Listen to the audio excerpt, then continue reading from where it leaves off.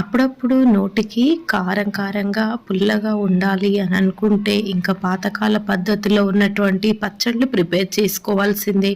ఇలా మనం అప్పుడప్పుడు తింటూ ఉంటే ఆ టేస్ట్ వేరుగా ఉంటుంది. బాడీ కూడా చాలా ఎనర్జిటిక్‌గా ఉంటుంది. సో ఫ్రెండ్స్, ఈ వీడియో కోసం ఎండింగ్ వరకు స్కిప్ చేయకుండా చూడండి. వీడియో నచ్చితే please do like, share, subscribe. ముందుగా ప్యాన్‌లో ఆయిల్ తీసుకొని నూనె వేడైన తర్వాత శనగపప్పు, మినపప్పు, జీలకర్ర, అదేవిధంగా దీనిలో ఒక 10 ఎండుమిర్చి కూడా ఇందులో యాడ్ చేసుకొని మొత్తము ఎండుమిరపకాయలు మాడే వరకు, అంటే కలర్ చేంజ్ అయ్యే వరకు మనము లో ఫ్లేమ్లో వేయించుకోవాలి. ఇలా ఎండుమిర్చి మీకు కారం కావాలనుకునేవారు కొద్దిగా గుంటూరు మిరపకాయల టైపు, అవి కారం ఎక్కువగా ఉంటాయి, అవి యాడ్ చేసుకోవచ్చు. కొంచెము కారం తక్కువగా తినేవాళ్ళు మామూలు కాయలు యాడ్ చేసుకోవచ్చు. సో ఇలా మిరపకాయలు మొత్తము కూడా మాడిపోవాలి నూనెలో. పల్లెటూరులో వీటిని రోట్లో వేసి దంచేవాళ్ళు, చాలా టేస్టీగా ఉండేది. ఇలా వీటిని మార్చి పూర్తిగా చల్లారిన తర్వాత మిక్సర్ జార్లో వేసుకోవాలి. ఊర్లలో అయితే మనకి రోడ్లు ఉంటాయి కాబట్టి రోడ్లో వేసి దంచేవారు లేదా రుబ్బేవారు. ఇప్పుడు ఉన్న గ్రైండర్లోనే మనం యాడ్ చేసుకోవాలి. సో ఇప్పుడు దీనిలో మనము కొద్దిగా సాల్ట్ యాడ్ చేసుకొని పౌడర్గా ప్రిపేర్ చేసుకోవాలి. అదేవిధంగా ఒక 4 వెల్లుల్లి రెబ్బలు.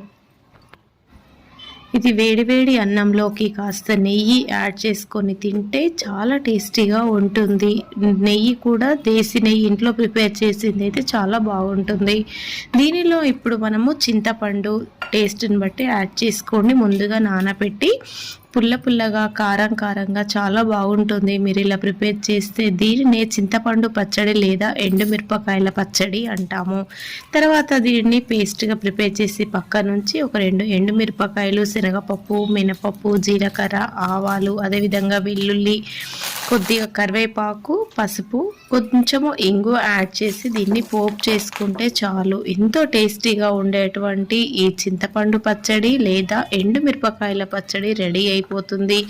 దీనిని మీరు అప్పుడప్పుడు వేడి అన్నంలోకి నెయ్యి యాడ్ చేసుకొని తింటే చాలా సూపర్ టేస్టీగా ఉంటుంది. మీరు ఇలా ట్రై చేయండి. వన్స్ మీరు ట్రై చేశారంటే అప్పుడప్పుడు ఇలా ప్రిపేర్ చేసి స్టోర్ చేసి పెట్టుకుంటారు. ఇది ఎన్ని రోజులైనా నిల్వ ఉంటుంది. ఉల్లిగడ్డలు దీనిలో ఫైన్గా యాడ్ చేసుకోవాలి.